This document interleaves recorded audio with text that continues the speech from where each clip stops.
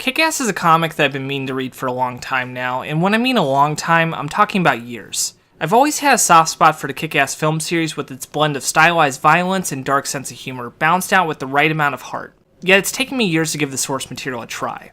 Why is that? Well, part of my hesitancy comes from the book's reputation for being a more mean-spirited story with less of an emotional connection to its characters that balances out the brutality.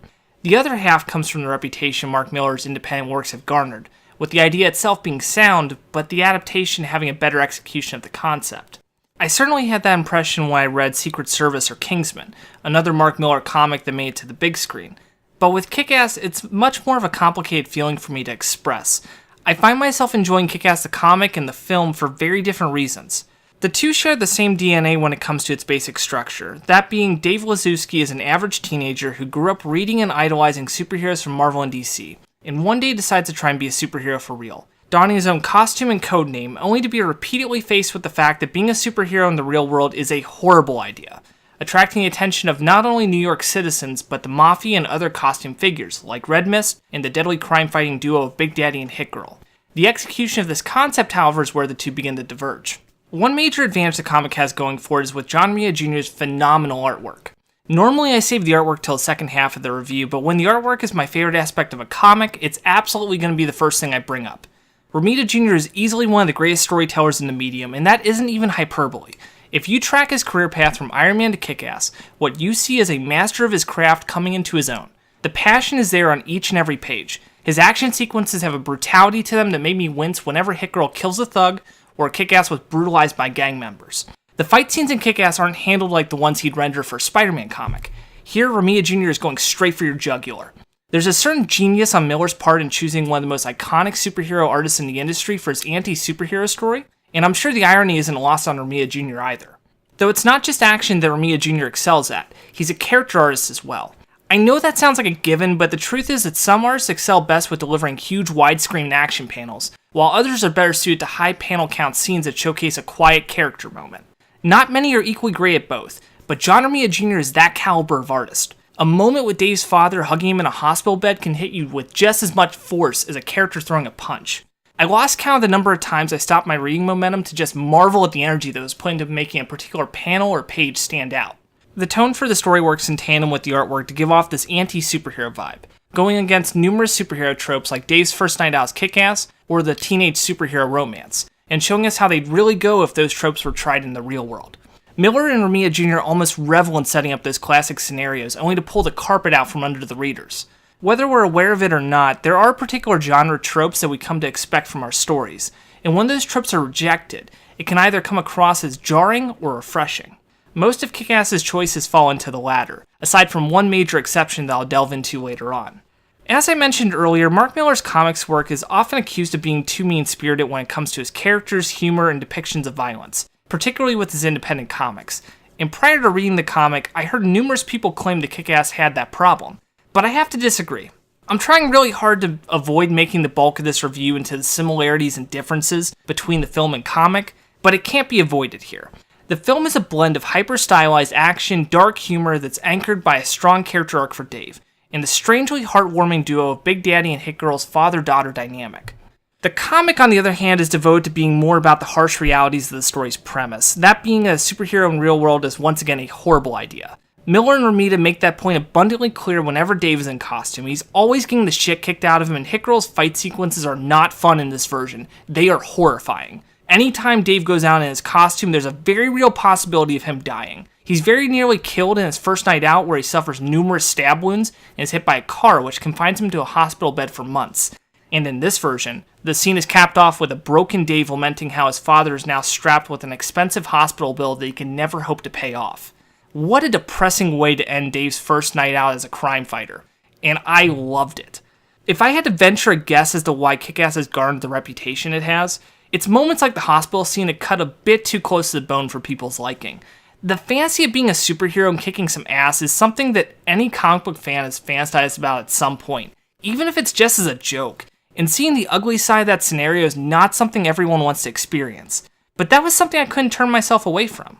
Millar's depiction of teens also fall into this category. His teenage characters are foul-mouthed, petty, shy, manipulative, cruel, amongst so many other things, In reflecting back on my own time in high school, and especially how people talk shit on the internet these days, these characters are a lot closer to the real world than a lot of people would probably want to admit. It doesn't lead to me liking many of the teenage characters, sure, but there's something about addressing the high school sequences with the same attitude as the superhero beats that I admire. People often fall into the trap of looking back on high school with rose-tinted glasses over time, that they sometimes forget how much of a struggle it was for so many of us, for any number of reasons. The way the romance subplot is resolved in particular is this harsh kick in the gut that feels like a real high school moment, and not something that you would ever see on the big screen. Dave should have stopped being kick-ass after that first horrifying experience, but over time the suit becomes a drug for him. Not only because he likes helping people, but it's also the attention it brings him, with Kick-Ass being shown on Jay Leno and CNN. Dave quits being Kick-Ass numerous times during the course of the story, only to suit up time after time. At one point he suits up for the sole purpose of confronting his replacement superhero Red Mist, just because he outshines Kick-Ass in popularity for a brief moment. Spider-Man is clearly not, but this goes to show that even Dave is a teen with a lot of maturing to do. The narration in Kick-Ass provides us with a great window into Dave's character. Everything from the excitement Dave has over his costume to the terror he has over his run-in with Hit Girl makes for a compelling read. Whenever the narration does show up, it feels like they are ripped straight from the journal of a young Mark Miller. The content feels honest in a way that someone would never say aloud to another person at that age. It's not as optimistic as the film's portrayal, but it's grounded enough to where Dave comes across as an underdog that I can't help but root for. Each box is just as integral as the artwork in conveying Dave's character, and to its credit, has enough restraint to know when to kick back and let the artwork do its thing. This leads to the pace of the comic being smooth, even when the content of the page is anything but. Where the book does fall off for me starts with the humor. While some moments like the opening and closing gag are fantastic, other moments fell flat for me, particularly when it came to the invented curse words, which has a bizarre callback in the last issue. There fortunately isn't much humor in the comic, but what is here is a mixed bag. Another disappointing aspect comes in the form of the antagonist, which I suppose was always going to be an issue when you're competing against seasoned actor Mark Strong, but even with that in mind, the villain here is such a typical gangster character. He doesn't get much panel space to be intimidating or even have much of a character other than to wrap up the story arc. This could possibly be understandable if the story was perhaps shorter, but this is an 8-issue story. That's a lot of real estate to work with, so it would have been nice if we at least got a little bit for him to do. I suppose now's as good of a time as any for me to address the real elephant in the room with the comic, which is Big Daddy. Though I won't go into specifics for the sake of spoilers, all I really need to say is the direction in the story is one of the few subversions of genre tropes that didn't click with me at all. But even on a character level, Big Daddy did not have as much impact on me in the comic itself. He's mostly a stoic Punisher type character with hints of affection towards his daughter Hit Girl, but there's not enough on the page for me to properly buy into their dynamic. And while I do see how it fits into the darker themes of the book, I couldn't even buy the logistics of how Big Daddy and Hit Girl could operate for as long as they did. That's about as far as I can go without going full spoilers, but if you're a fan of the films and want to try out the comic, that is an important aspect you should be aware of going into this. With that said though, I do feel like the comic and film work in tandem as an odd mirroring of each other. Both bring out their own strengths and weaknesses to the table, and both can be appreciated as such, with plenty of surprises between the two that are bound to intrigue fans of the films and vice versa. There were even a couple of things that I liked better in the comic than in the film, particularly when it comes to Kick-Ass's friendship with Red Mist, which does a great job of establishing the connection between the two better than the film. I'm also much more of a fan of Kick-Ass being terrified of Big Daddy and Hit Girl in the comic instead of hero-worshipping them like he does in the film. Though there is a bit of an odd gag where Kick-Ass and Red Mist talk about recruiting them into their own superhero team as their Wolverine, so I guess that bit of praise doesn't exactly hold up, but oh well.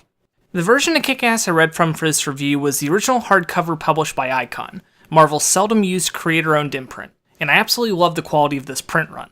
The hardcover is nice and sturdy, which makes carrying it around on the go a breeze, and the paper itself perfectly complements the artwork with a nice quality that, while it isn't high-end, is good enough to where you feel like you're getting a good bang for your buck with the production.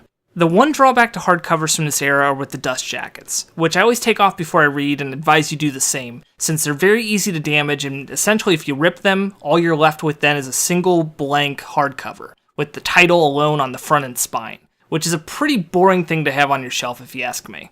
This version of Kick-Ass retails for $25, which is a pretty stellar deal from Marvel given that this is an 8-issue series, plus the quality of the printing being as good as it is. I really miss this era of Marvel when it comes to balance of price and the amount of content you're getting. I know it can be a tough balance for a publisher to walk when it comes to maintaining a bottom line, but I'm convinced that a well-produced comic can pay dividends for you in the long run. After all, the quality of the book itself is the reader's first impression when trying out a comic, so it's really important that you start things off on the right foot. Kick-Ass was certainly a much more interesting reading experience than I initially bargained for. John Romita Jr.'s phenomenal artwork, with Mark Millar's unflinching look at superheroes in high school from a real-world lens, combined with his captivating narration, kept me flipping pages well into the late hours of night, which makes it so unfortunate that some noticeable structural issues are what hold the comic back. The lack of a compelling villain, a mixed bag of humor, and the Big Daddy and Hit Girl sections in the last 2 issues are noticeable enough for me to place this in the buy it at a discount rating, ideally around the $20 mark. That being said, this is still a strong effort from Mark Millar and John Romita Jr. respectively, and I was impressed enough with the book's distinct tone that I'm really curious to see where the creative team takes the series from here.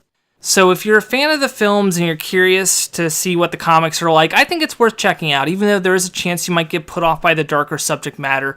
I think it's still a worthwhile gamble for you to take, especially given that you have Mark Millar and John Romita Jr. at their creative height, arguably, though Romita Jr. is kind of always in his creative height. But Millar in particular, this is like coming off of his remarkable Marvel Works era, and this might be his capstone from that particular period. So it's definitely worthwhile, just know what you're getting yourself into.